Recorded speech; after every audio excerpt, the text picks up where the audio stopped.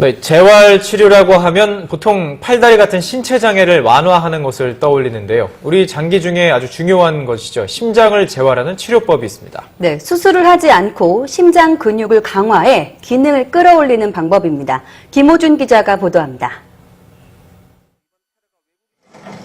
이 60대 남성은 오래전 심근경색으로 병원에 실려와 수술을 받았습니다. 하지만 그 뒤에도 가슴을 짓누르는 듯한 통증에서 벗어날 수 없었습니다. 그거는 항상 좀 불편해요. 수술한 다음 날부터 지금까지 계속 그렇고, 온도가 많이 떨어지면은 의외도 통증이 생겨요. 이 환자가 최근 들어 받기 시작한 것은 심장 재활 치료. 우리가 듣기엔 생소하지만 미국과 유럽에선 많이 시행되고 있습니다. 다리를 압박해 피를 심장 쪽으로 올라가게 하고 반대로 압박기구의 공기를 빼 심장에서 하반신으로 혈류를 내려오게 합니다. 이때 정밀하게 심전도를 측정하면서 심장에 무리를 주지 않게 조절합니다. 이런 과정을 반복하게 되면 심장 근육에 필요한 혈액과 산소가 공급됩니다. 그럼 자기가 심장병을 진단받은 상태가 어떤 심근경색이나 아니면 심장 수술을 받아서 어떤 이벤트가 있었던 분들이 있습니다. 그런 분들은 이제부터 해야 될 건 2차 예방입니다. 그런 일이 다시 생기지 않게 심근경색이 재발하지 않고 발생했던 어떤 심장 구조적인 문제가 다시 재발하지 않도록 이제 2차 예방이 필요한 거고요. 이 방법은 심장 수술이 곤란하거나 이미 한 차례 수술을 받은 환자에게 유용합니다. 시술 후에는 대부분 가슴 통증이 줄어드는 효과가 있다고 학계에 보고돼 있습니다. 다만 부정맥이 심하거나 혈우병 같은 출혈증이 있는 환자에게는 맞지 않아 반드시 의사 처방에 따라 치료를 받아야 합니다. YTN 김호준입니다.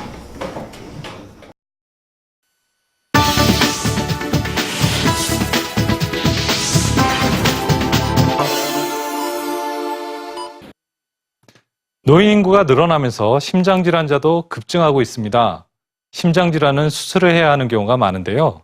최근 수술 없이도 치료 가능한 방법이 도입됐습니다.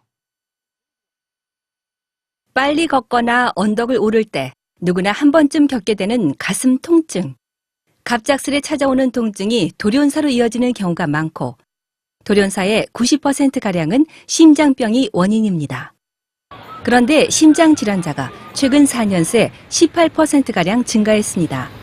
식이섬유가 많은 그런 식재권에서 이제 미국 서구화되는 그런 고기를 많이 섭취한다든지 또 튀김을 많이 먹음으로써 그런 것들이 LDL, 몸에 안 좋은 콜레스테롤을 많이 높이기 때문에 소화불량 증세가 자주 있었다는 60대 여성입니다.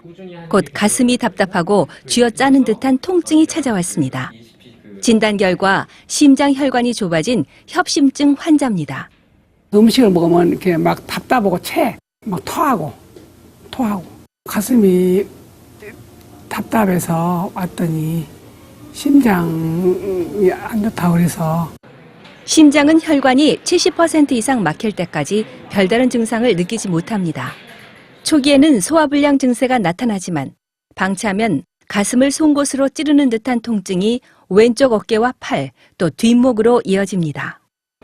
심장질환은 풍선 혈관 성형술이나 스텐트 삽입술 같은 외과적 수술을 받아야 합니다. 그런데 최근 수술 없이도 심장 근육에 필요한 혈액과 산소를 공급하고 새로운 혈관을 생성하는 치료법이 도입됐습니다. 외부의 압박용 커프를 다리에 감아서 심장 주기에 맞춰서 이 외부 압박용 커프가 수축과 팽창을 반복해서 심장의 부담을 덜어주고 심장의 관상동맥의 혈류를 증가시켜주는 비침습적인 치료 방법 중의 일부입니다. 미국에서는 오래전부터 시행되고 있는 시술법으로 치료가 간편합니다. You try to create collateral circulation around the heart and also improving the endothelial function, which is a very important layer inside our arteries. If we can keep that intact, then the disease progression will slow down. ECP has established benefit in people have angina despite a history of bypass or stent placement and who are on optimal medical therapy, and yet despite that therapy continue to have severe symptoms that limit their lifestyle. 입원이 필요 없고 하루 1시간씩 7주 정도 치료를 받으면 좋아집니다. 지금은 정말 생활하는데 정말 이 심장에 대해서는 좀 참 많이 좋아지고 좋아졌어요. 답답하고 그런 게 전혀 없어졌죠. 최근 치료뿐만 아니라 재활과 예방의 중요성이 날로 높아지고 있습니다. 따라서 심장 재활을 가능하게 하는 비외과적 치료법이 심장 질환자들에게 또 다른 대안으로 떠오르고 있습니다. 비외과적 심장질환 치료가 본격 도입됐습니다. 보건복지부에서 신의료기술로까지 인정받았는데 도대체 어떤 치료술이길래 수십여 개 국가에서 활용되고 있는 것일까요? 자세한 소식 화면으로 함께 만나보시죠.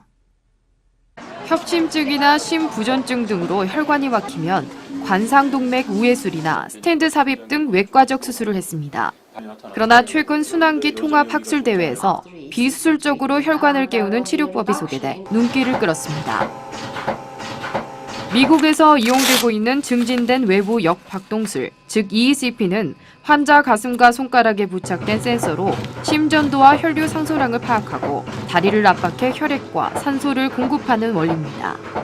EECP doesn't try to open up this obstruction. It creates collateral circulation around the heart. So it uses this obstruction and the pressure gradient that this obstruction causes in order to increase the blood flow and that create that collateral circulation around the heart.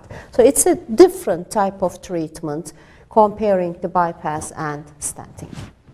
EECP 치료법은 미국 내 500개 이상의 교육기관과 전 세계 38개 나라에 걸쳐 활용되고 있습니다.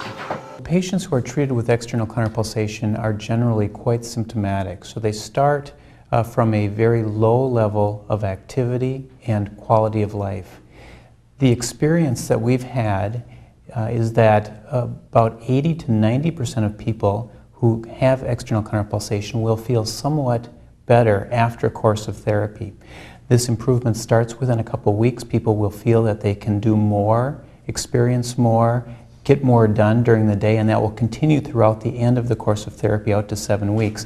And in fact, we've found in experiments and by patient report that people continue. EECP 치료법은 지난해 보건복지부에서 신의료기술로 인정받았습니다. 현재 세브란스 심장혈관병원에 도입돼 치료가 이루어지고 있습니다.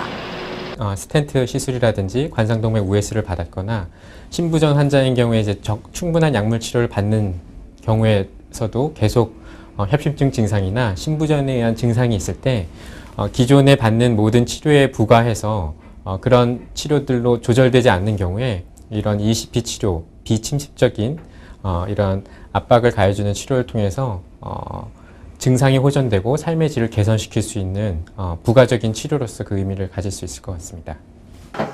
현재까지 보고된 특별한 부작용은 없지만 부정맥이 심하거나 하지혈관 폐쇄증 환자, 임산부, 심장 판막증 환자 등은 주의해야 한다고 전했습니다. 메디컬 뉴스 신혜지입니다.